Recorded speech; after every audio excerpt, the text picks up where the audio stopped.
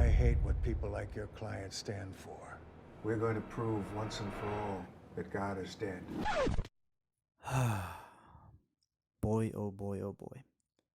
Where to start? Look, I'm a Christian, I get it.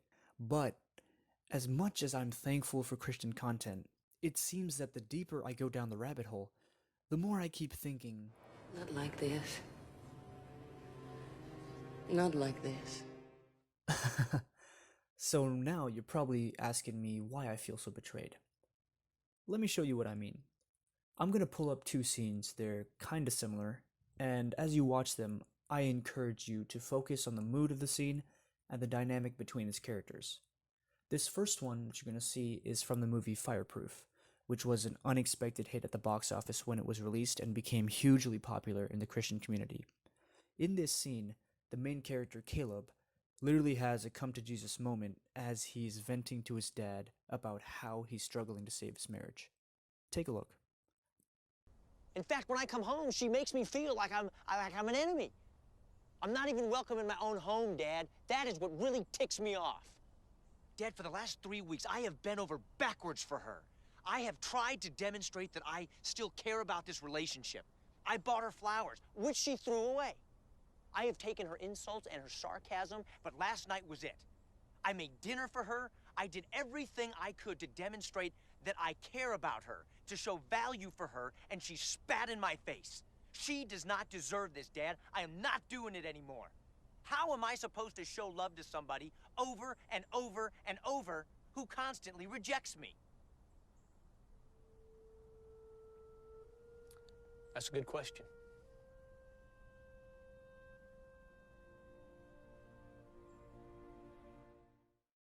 And I don't really think this next one needs an introduction. Father?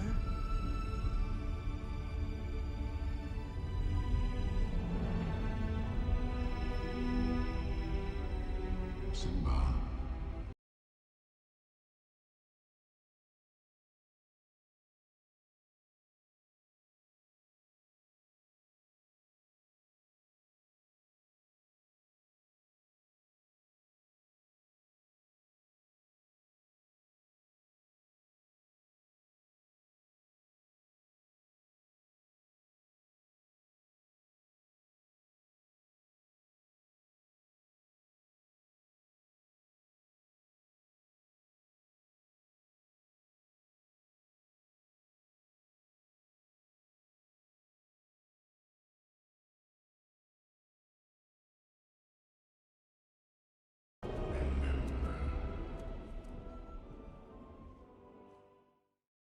Cool, let's talk about it. So, regardless of the context, I think it's obvious that both scenes are meant to be powerful turning points for the main characters.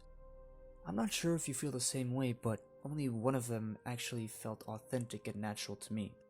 And I'm referring to The Lion King, of course. In this exercise, I would go as far as to say that Simba is more realistic, and Caleb is more of a cartoon. See, Caleb is a caricature of a human being who was specifically written to promote the message that believing in God is going to save your marriage. Whether you call it a message or an agenda, I think we can both agree that in Fireproof, the theme is prioritized over the story. In contrast, The Lion King follows a character who is flawed and desperately trying to make sense of the world, just like us. Simba literally runs away from his calling, but he learns that you can't run forever. Although there's a lesson to be learned in The Lion King, the story takes precedence over the theme, and that's why it works so well. We as the audience are able to grow with Simba and celebrate with him by the end. To be honest, I have found many Christian themes in The Lion King, and it has edified my faith in ways that countless Christian movies simply haven't been able to. So, that raises the question, is it wrong to look for Christian themes in secular movies? To that, I say, hell no. And I'm not the only one who feels this way. In fact, if we turn the clock back to just a few decades ago, we'll find ourselves in a pub with a group of Oxford professors known as the Inklings. You may have heard of a few of them. C.S. Lewis, J.R.R. Tolkien, any of them ring a bell? The Inklings was pretty much a literature group where these profs would nerd the heck out on all these mythological stories for hours on end. The professors would even share their own personal stories that they were working on for criticisms, and quite famously, a certain story about a certain group of hobbits came to fruition as a result of these gatherings. The point is that the Inklings firmly believed that every story, no matter how sacred or how pagan, each possessed within themselves a kernel of the truth. That's truth with a capital T, by the way. And before I forget, let me be clear that this was by no means a religious group. In fact, only a few of the Inklings were Christians. Rather, this was a collective of friends who cared very much about the integrity and power of storytelling. So here's the part where we hit some theology.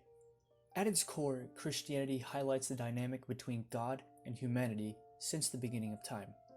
The grand narrative, as it's called, is this big story that you, me, and everyone in existence are a part of, and it's still being written to this day. When I talk about Christian themes, I'm referring to the intricacies that are embedded within this grand narrative. Even though it's a story about the struggle between man and God, it's a story about love, hope, sacrifice, forgiveness, and redemption. With all this in mind, I want us to picture God as an author. I mean, think about it. Why is it that we're so attracted to stories? Why do we care so much about whether or not Snow White will find her prince, or if Private Ryan will make it home safely? It's almost as if we can't help but create and partake in the gift of imagination. In the Bible, it says that we are made in God's image. In other words, that creative spark within all of us is there on purpose. God put it there because He wants us to create, and He wants us to enjoy the beauty of storytelling. Stories are what help us make sense of the world. They teach us lessons, they take us to other worlds, they give us friends who know what it's like to be different, and they give us meaning. See, the longer that I've wrestled with this issue, the more I've concluded that it is impossible for anyone to create a story without addressing the grand narrative. I know, that's a bold claim, so let's see if I can back it up. Let me pull up those Christian themes that I addressed earlier, and you and I together, let's see if we can find them in secular movies. Let's start off with love. 3 movies that I can think of off the top of my head that talk about love are Quiet Place, Singing in the Rain, and the first Harry Potter movie. You can probably guess which one I'm going to show you. Harry, do you know why Professor Quirrell couldn't bear to have you touch him? It was because of your mother. She sacrificed herself for you, and that kind of act leaves a mark. Oh no, this kind of mark cannot be seen. It lives in your very skin. What is it? Love, Harry. Love.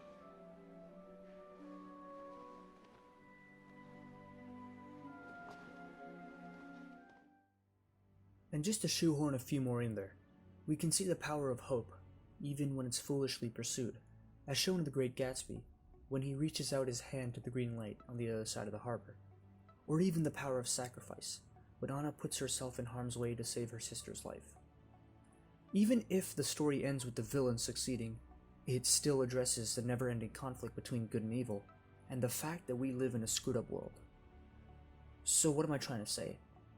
It's simply that Christians don't need explicitly Christian films to experience God.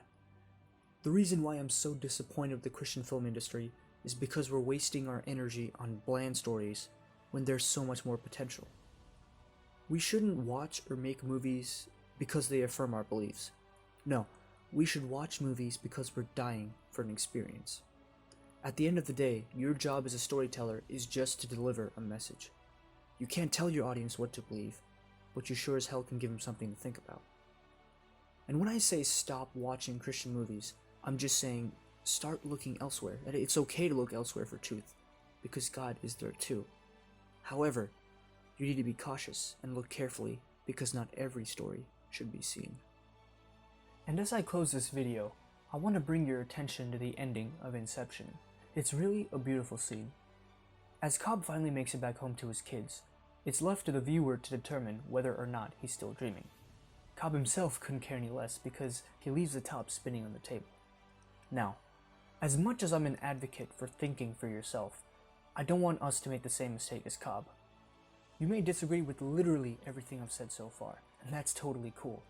However, I hope that we can both agree that the quest for truth does matter, and it's something we should never stop chasing, no matter how hard it gets.